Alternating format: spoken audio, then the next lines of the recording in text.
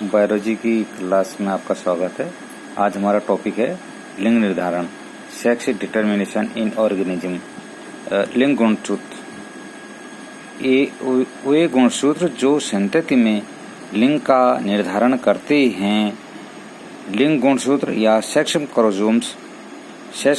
Chromosomes कहलाते हैं। जैसे मनुष्य में गुणसूत्र का 23वां जोड़ा, जैसे मनुष्य में 23 जोड़े गुणसूत्र हैं, तो लास्ट जो 23वां जोड़ा है वह लिंग गुणसूत्र कहलाता है, क्योंकि इसमें नर में XY और मादा में XX लिंग गुणसूत्र हैं। अब इसमें नर और मादा, जो नर के XY हैं, ये ही लिंग का निर्धारण करते हैं। ऑटोसोम्स या काय गुणसूत्र, वे गुणसूत्र जिनका जीव के लिंग निर्धारण में कोई भूमिका नहीं होती है, उन्हें ऑटोसोम्स कहते हैं। एक नर और मादा में समान होते हैं। जैसे मनुष्य में 22 जोड़े ऑटोसोम्स होते हैं, यानी मनुष्य में जो पहले के 22 जोड़े हैं ऑटोसोम्स, नर और मादा में समान होते हैं, और ये उनको ऑटोसोम्स कहते हैं। ये मनुष्य के जो बाकी सारे लक्षण हैं उनको निर्धारित करते हैं। अब एक टॉपिक है नर विषम युग्मकता। नर विषम युग्मकता या मेल हेटेरोगेमेटी। जब नर लिंग गुणसूत्रों के कारण दो भिन्न प्रकार के युग्मकों गैमेट्स का निर्माण होता है, तो इसे नर विषम युग्मकता कहते हैं। या ऐसे कह सकते हैं, जब नर लिंग गुणसूत्रों के कारण जो दो भिन्न प्रकार के युग्मक है और नर उत्पन्न करता है, तो इस प्रकार की युग्मकता को हम नर विषम युग्मकता कहते हैं। जैसे मनुष्य और कुछ कीटों में नर में XY लिंग गुणसूत्र होता है, और कुछ कीटों में नर में X0 गुणसूत्र होता है। तो इस प्रकार ये दोनों पर जो नर हैं वो विषम युग्मक उत्पन्न करते हैं। जैसे जो XY प्रकार का है, जैसे मनुष्य और ड्रॉप्टर में मान लीजिए ये 2n इनके ऑटोसोम्स हैं XY।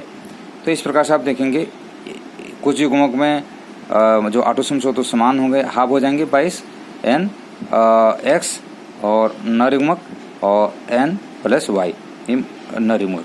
एक में X लिंग गुणसूत्र, एक में Y लिंग गुणसूत्र होगा। तो इस प्रकार का जो युग्मक है ये दो अलग अलग प्रकार के हैं। यदि इसकी जगह पर मादा होती तो क्या होता है, 2n+XX होता है। तो दोनों मादा में दोनों युग्मक क्या हो जाते हैं, N+X N+X। तो विषम युग्मक सम युग्मक होते, तो इसलिए इसमें नर विषम युग्मकता है। ये प्रकार के जो दूसरा उदाहरण दिया था हमने कि 2n+X0। कुछ कीट ऐसे हैं जिनमें कि जो लिंग गुणसूत्र है उसमें मादा में तो दोनों होते हैं XX, और नर में केवल एक लिंग गुणसूत्र होता है, दूसरा होता ही नहीं। तो इस प्रकार से इसमें दो प्रकार के नर युग्मक बनते हैं या शुक्राणु बनते हैं, N+X और दूसरे में N+0, यानी कोई लिंग गुणसूत्र नहीं होता है, और ये इसमें X गुणसूत्र है। अब ये है किसको, ये जिसको निश्चित करेगा वो नर पुत्र को उत्पन्न करेगा, ये मादा को उत्पन्न करेगा।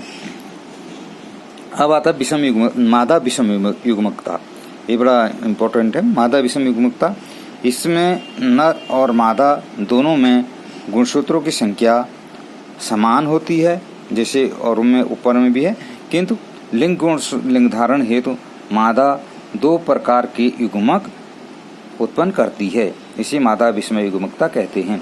यानी यदि जो मादा है वो दो प्रकार के गैमेट्स उत्पन्न करे तो उसे मादा विषम युग्मकता कहते हैं।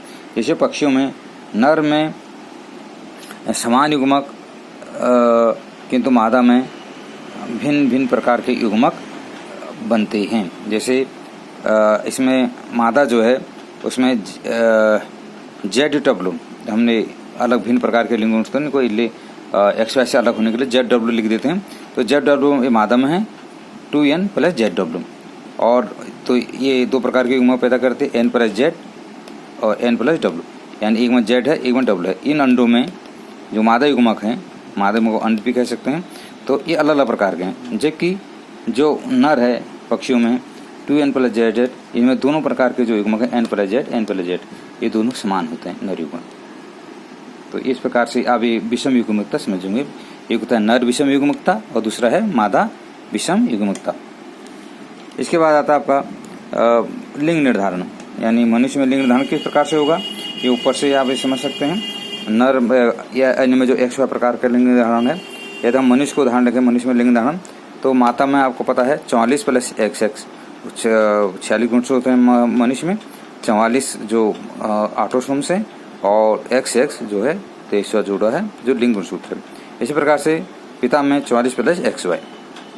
जब युग्मक बनते हैं तो उनमें गैमेटों में युग्मक में गैमेटोजेनेसिस के समय गुणसूत्र संख्या आधी हो जाती है। तो इसमें आधों में 22 + X और 22 + X, यानी दोनों युग्मक क्या हैं, समान हैं, मादा युग्मक समान होते हैं। नर में 22 + X और 22 + Y, जो युग्म जन्म के बाद दो प्रकार के युग्मक जो बने हैं, दो प्रकार के युग्मक बन गए हैं। अब इस प्रकार से आप देखेंगे तो ये अब ये होता है कि कौन सा नर युग्मक कौन से अंड को निषेध करता है, उससे ही लिंग का निर्धारण होता है। यदि अंड को, किसी भी अंड को X वाला गुणसूत्र X गुणसूत्र लिंग गुणसूत्र वाला शुक्राणु निषेचित करता है तो पुत्री उत्पन्न होती है। आप यहाँ पर देखेंगे 22 + X वाला यहाँ पर इस अंड को निषेध कर रहा है और इस अंड को निषेध कर रहा है, तो क्या हो रहा है, पुत्री उत्पन्न हो रही है। और यदि यही लिंग गुणसूत्र यदि 22 + X को ये 22 + XY वाला ये वाला लिंग सूत्र कर रहा है, उसमें Y वाला लिंग सूत्र वाला निषेध कर रहा है तो पुत्र उत्पन्न होता है। इस प्रकार इस 22 + X वाले को यह लिंग इसको निषेध करता है तो पुनः क्या होता है, पुत्री उत्पन्न होती है। यानी इन पे X और Y युग्मों नर युग्मों को डिपेंड है कि यदि X वाला इनमें से किसी को भी निषेध करे तो पुत्री उत्पन्न होगी, और यदि Y वाला निषेध करे तो आपका पुत्र उत्पन्न होगा। यानी XY जब आ जाएगा तो पुत्र उत्पन्न होगा। तो इस प्रकार से कह सकते हैं कि मनुष्य में जो नर है या शुक्राणु है वे मानव में लिंग का निर्धारित करते हैं।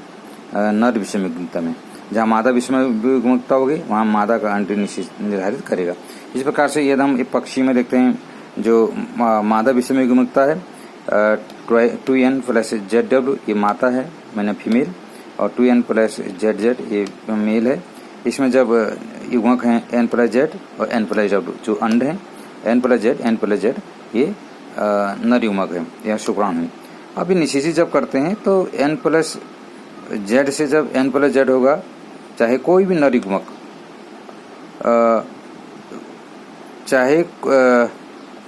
कोई भी नर युग्मक इसको माता को अंड को निषेध करता है तो उसे लिंग का निर्धारण होगा, बल्कि अंड से लिंग का निर्धारण होगा।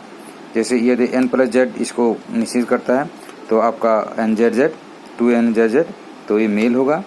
यदि इसे यह अंड से इस अंड से जब ये शुक्राणु निषेध होगा तो 2N + Z हो जाएगा तो फीमेल उत्पन्न होगा। जो W से निषेध होगा नर युग्मक वह फीमेल हो जाएगा, और जो Z से होगा वह मेल उत्पन्न होगा। यानी जो नर युग्मक Z वाले लिंग गुणसूत्र वाले से निषेचन करेगा वह आपका